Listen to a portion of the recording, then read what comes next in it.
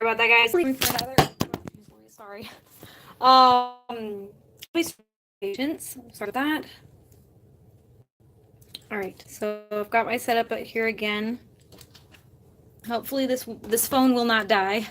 I was trying to also do this on my tablet earlier and it was not working. So, okay, let's continue. Let's at least get my goal here is to kind of at least get the main pieces cut. So I went ahead and I need to finish chalking this. So I'm doing the chalk outline for the other piece here, the other side of the bodice.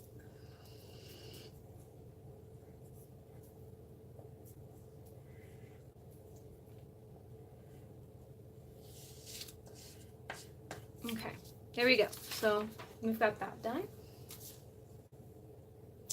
And now we've got our back pieces that we're going to have to outline and get it. Just make sure everything lines up. Okay.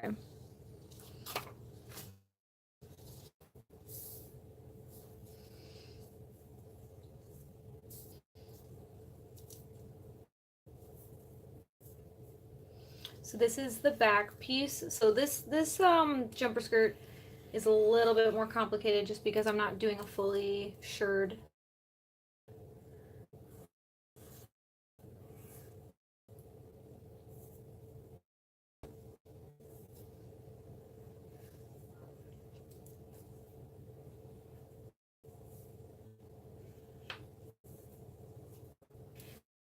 I'm just gonna do a quarter.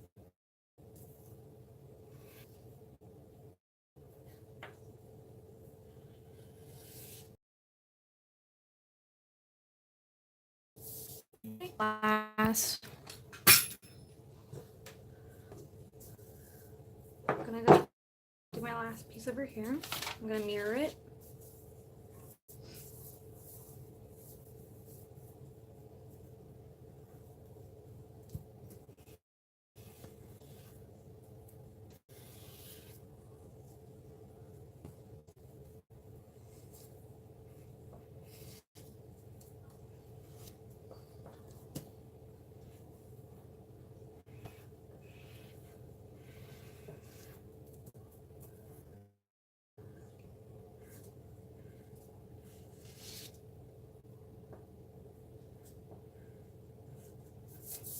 Okay.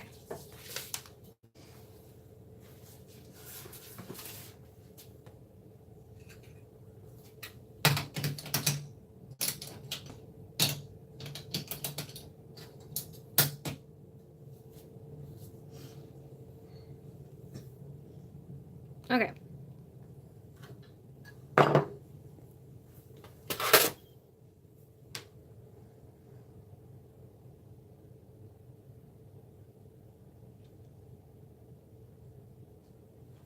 All right, I was just giving it a bodice. I think it's fine. I think it'll be fine. I don't actually have on hand the simpler bodice that I would like to probably use for this, so we're just gonna go ahead with the one that is made out of more pieces, but it's more familiar to me. So we're gonna go ahead and cut this now.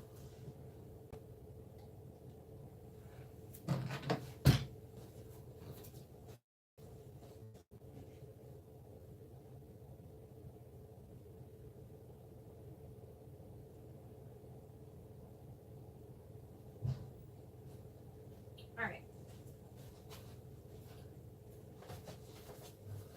Okay, so we're gonna go ahead and cut this now.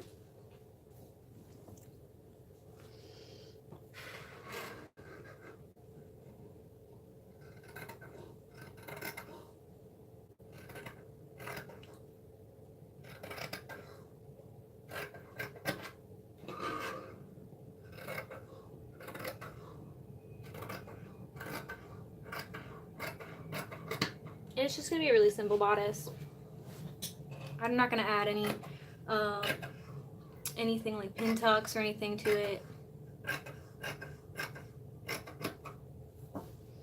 And the great thing is once you have your main fabric pieces cut, you can go ahead and use those as your template to cut your lining pieces as well.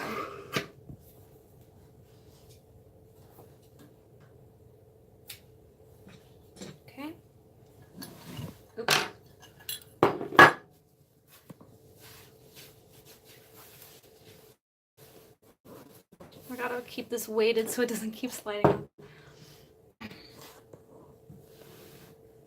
Okay, there we go.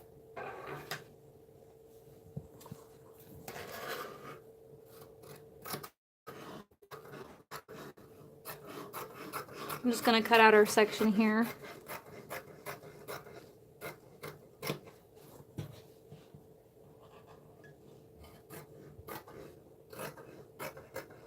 That way we can get rid of the rest of this fabric that keeps falling off.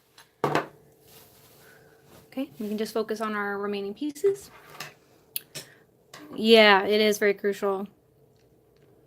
Oh, it's true for woodworking. Yeah, it is important. And what direction you cut as well is very important.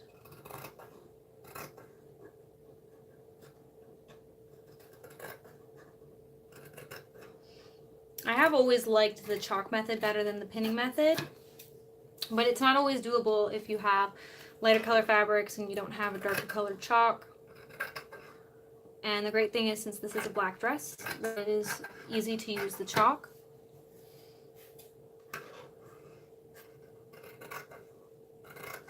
Okay. We'll put that over with our other pieces.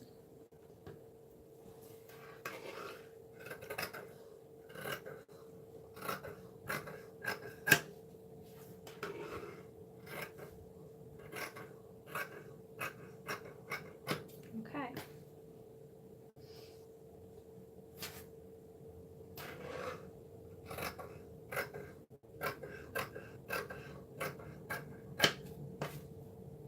And after this, we'll cut out the straps and the string panel, and I think we'll stop after that tonight. It's already getting kind of late here. And next time I should be able to stream a little earlier than 8 p.m., but today I just had to do 8 p.m. It was the best time for me, but I think I can do a little earlier next time.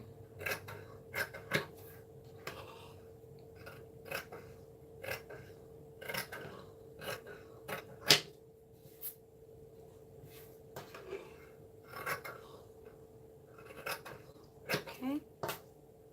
That's our other bodice side piece. And now we just have the one back piece remaining to cut out.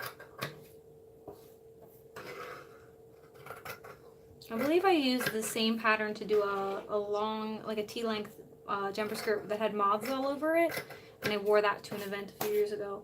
Pretty sure it's the same pieces, and I really like that cut. Okay, so now we got those done.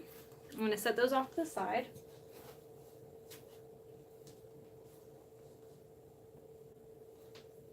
And then I'm going to grab that fabric we had again, and I'm going to cut out the strap extenders.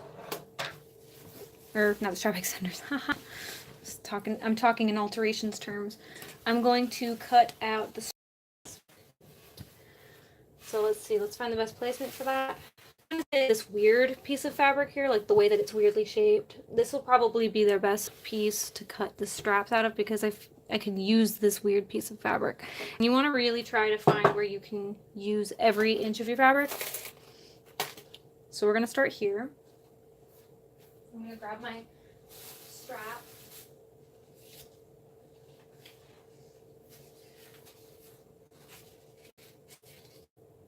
And I'm doing a thin strap for this dress. So here's my strap piece, and it is, I believe this is 20 inches. And if you're a plus size Lolita, this is a great strap length, because most straps are about 14 inches, but this kind of covers all your bases, so it's a nice 20-inch long strap. And I just use it by default. It doesn't, mine don't have to be that long. But if you're, yeah, if you need longer straps, this is the ideal size.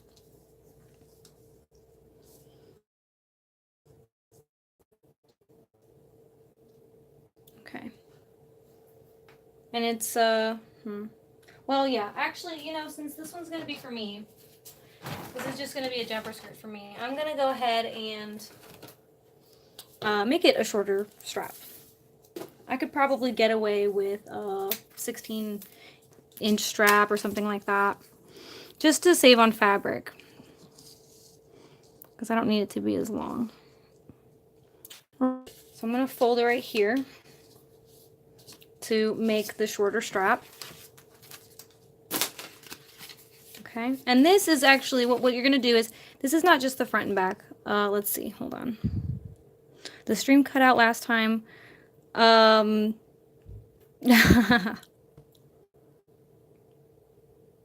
Yeah, no, the stream did cut out. I completely lost my phone had, for the first one, the battery had died on it, and then the second time I tried streaming, I just lost all like reception. Like it was not, the Wi-Fi was cutting in and out. I was doing it on a tablet, but now I actually have it on a better phone with a better camera and everything like that.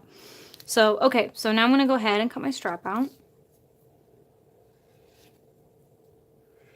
Or I'm gonna mark it with the chalk. So we're doing the same thing we did with the bodice and all that. This will be your front and your back of your strap. I know it looks super thick like this, but that's because it's the front and the back. This chalk is really giving me a hard time.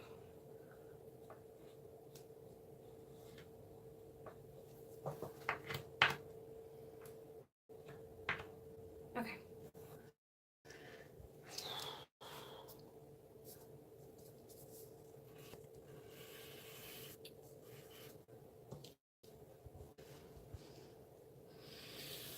Okay. I'm going to say that that's good enough. This chalk is being difficult. Okay, so now we're going to cut out the strap. The great thing is the scissors are going to help you make it straight. So if your lines are a little crooked when you're drawing it on with the chalk, the outline, it's okay because your scissors will do a lot of work for you.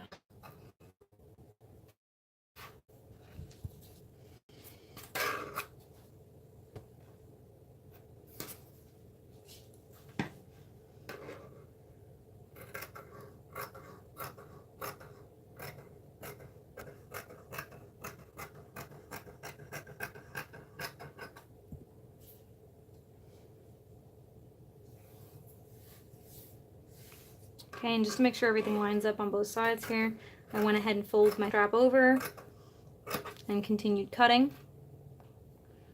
There we go. Just a little sewing hack there. Okay, so there's my first one. We're going to go ahead and cut out the second one.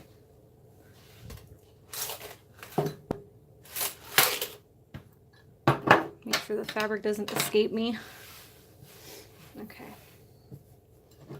So I see another good spot here to cut the next strap out of, and that would be right here. It's kind of hard to see on the stream, I'm sure. Oh, actually, no, it's like way easier to see it on the stream than it is in person. Okay, and for this one, because it doesn't have to be solid, it doesn't have to be made, I'm not using the paper pattern, I can actually pin this one. So once you have one, the great thing is, like, once you have one cut out of fabric, the great thing is you can pin your one to make the duplicate.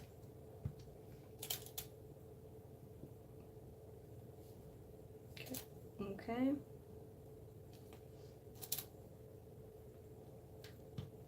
All right, now I'm going to go ahead and cut that.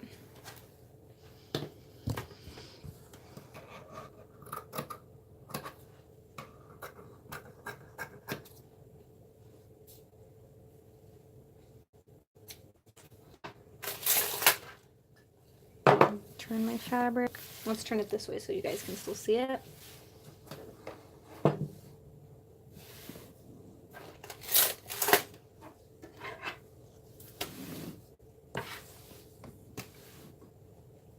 Okay.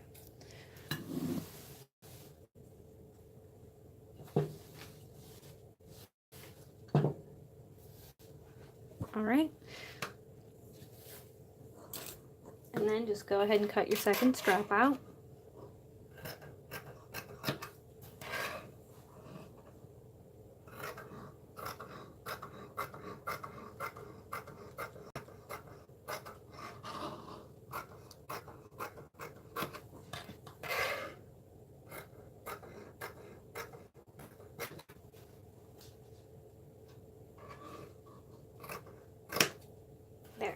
Okay, now you got your 2 straps.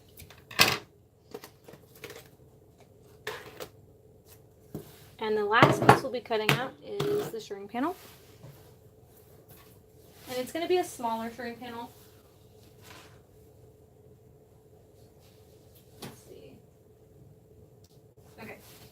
And the most important thing is you need your back piece.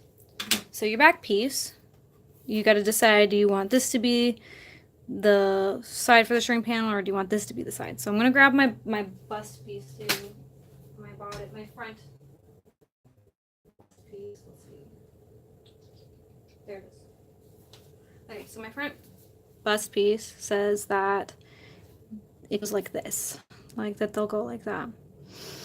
Because if I did it on this side, it's too long. I mean, I could do it like this and slant it down, but I'd have to modify it and cut it. So we're just going to do it like this. And it's going to angle up in the back. So this is going to be the side where we're going to need to cut our quarter shirring panel. Okay, so this is going to be the side we're going to measure. And I don't have a template for the shirring panel piece because it's just a square, and the square can differ in sizes depending on what dress you're doing. Or it's not a square, it's like a, well, it's like a, so this long end here is about 8 1/4. Okay, so 8 1/4 is going to be the length of our shirring panel, and then the width, what you need for your body size. So for me, like when I do full inch panels, so since it's just a 1/4 inch, I probably only need about 12 inches. Let's see if I can find a good spot to cut this. Probably here would be good. This looks like it's about 8 inches. Let me just measure. Oh no, 7 1/2, not quite. Okay, so we're gonna go with this side. Okay, so I'm gonna anchor down my fabric. It doesn't slide off the table again. Okay, put it right there.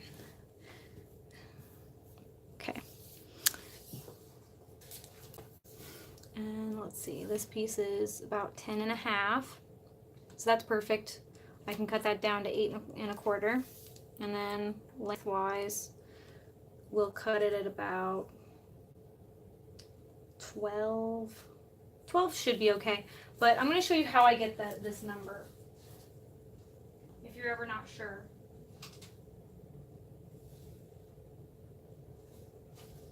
Okay, so in order to figure out how much room you need for your shirring panel, and for me, just so I can double check how much I need, what I do is I'm going to measure my pieces. So let's see.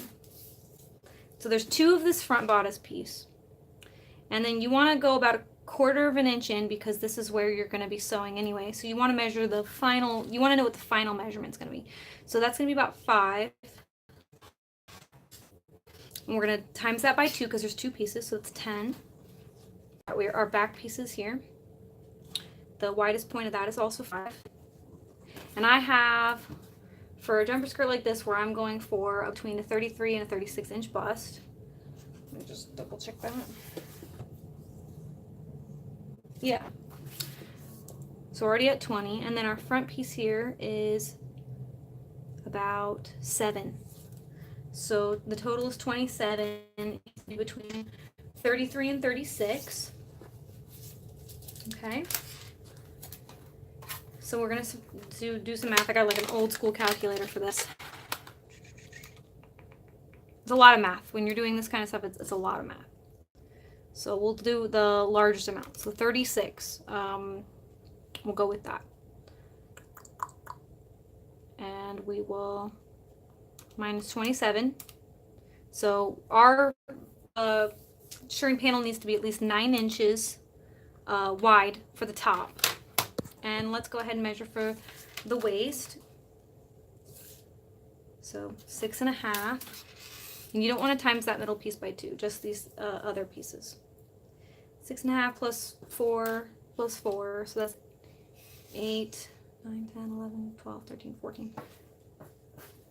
14, we're at 14, and then, let's see,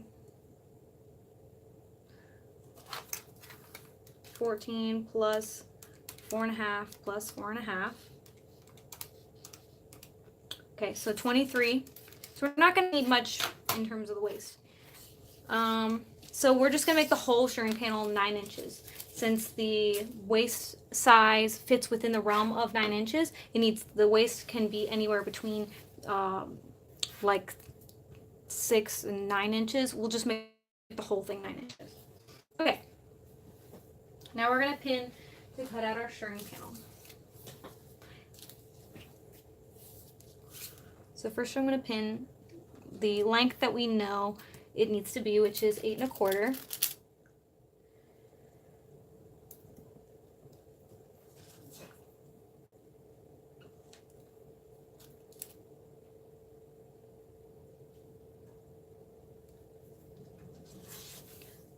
And then we have to do, I'm just going to round up to 10 so we have room to put the, what's it called, the selvage or sewing edge in there.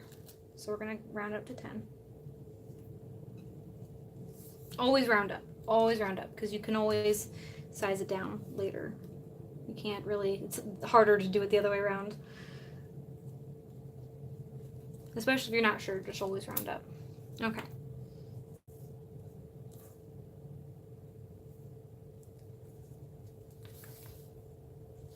Okay.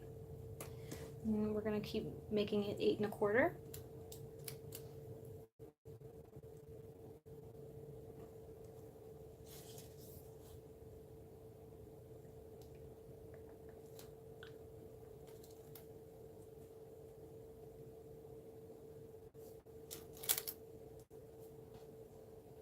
And what I'll do is between streams, I'll cut out all the duplicates for the lining for this. So then that way, when we get back on here, we don't have to sit here for an hour cutting all the duplicates out. They'll already be done. Because it's not going to be that much different to cut the lining part. All the bodice pieces will be the same. So that'll save us some time and we can get into the sewing faster. Okay.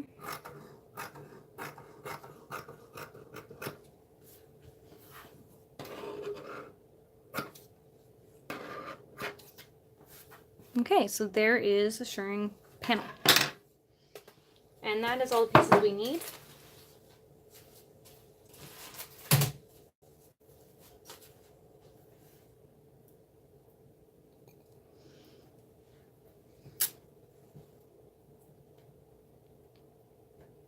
Okay.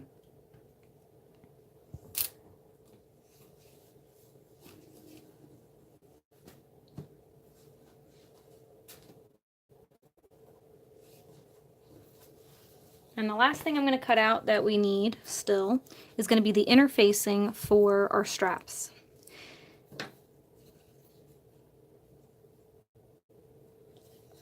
If you have a thicker material like plaid or something like, not plaid, plaid's not a material, plaid's a color or pattern, is a pattern. If you have a thicker material like cotton or something, you might not always need to do this, but if you have a thinner material like chiffon or satin or something like that, then adding interfacing to your straps can be really useful, and the stiffness they add to them can make it just, it really will help you in the long run with straps. It'll just look more high quality, feel a lot more high quality, you know, hold up better, things like that. So, okay. So I'm going to rolling out my interfacing. And we're just going to cut out our strips of interfacing for the straps.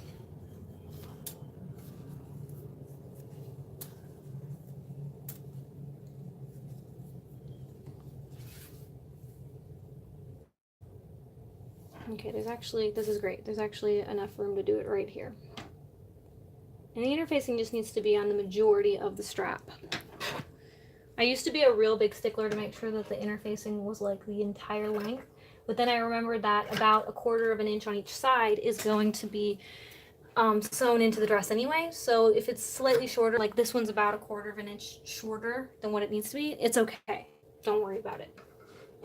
As long as you center it, you'll be fine.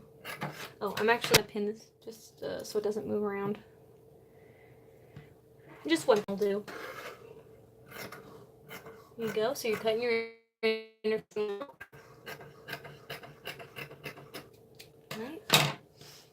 See, there you go. And then, like I said earlier, you just want to make sure that you, as you can see, it doesn't go all the way to the ends, but that's okay. Just make sure you center it the best you can, because these two sides are going to be sewn into the dress anyway, or they're going to be folded, so they're not going to need the extra like support. The middle of the strap is what's going to need the support, and you want it to be able to hold its shape and things like that. So that's why we put it there like that. Okay.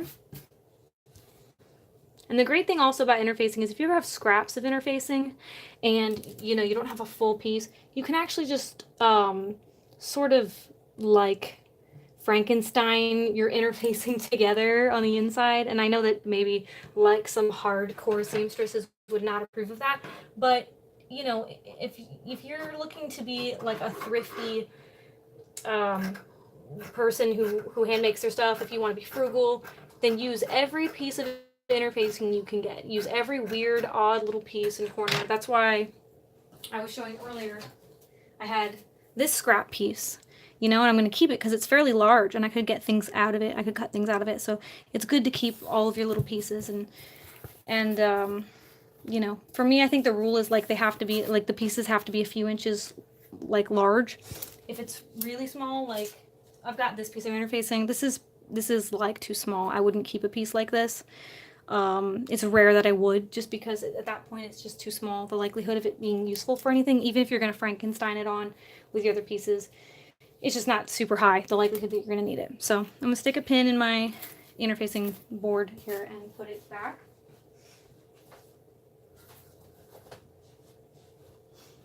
Okay, so now both of our pieces have interfacing. Okay. All right, so tonight we got the bodice pieces cut, we have our straps cut, and we have the shirring panel cut, and we also got our skirt pieces cut. So next time, let me turn the camera around. Okay, so next time I am live stream, what I'm going to do is, like I said earlier, I'm going to make sure I cut all my duplicate pieces for the lining out in between before I do my next live stream, so we can save some time. And then what I'll do for the next one, we'll be cutting out, or we'll probably be closer to sewing. So what we'll probably do is we'll just jump right into that part of it. So thank you guys for joining me on my stream. I'm really happy that it wasn't like nobody showing up for this. So I appreciate any comments or any views or anything like that. I know it's a long stream. It was almost probably about 2 hours at this point. So, and it had its hiccups and all that fun stuff. But thank you guys for tuning in on my first live stream in here. I'm pretty new to live streaming, so let me know how you guys liked it, and hopefully I will be teaching you guys some stuff that you didn't know about making jumper skirts. So it'll be fun. So yeah, thank you guys so much for watching, and yeah, I will see you guys tomorrow, but between probably 7 and 8 p.m. For another 2 hours of working on this. So thanks, guys.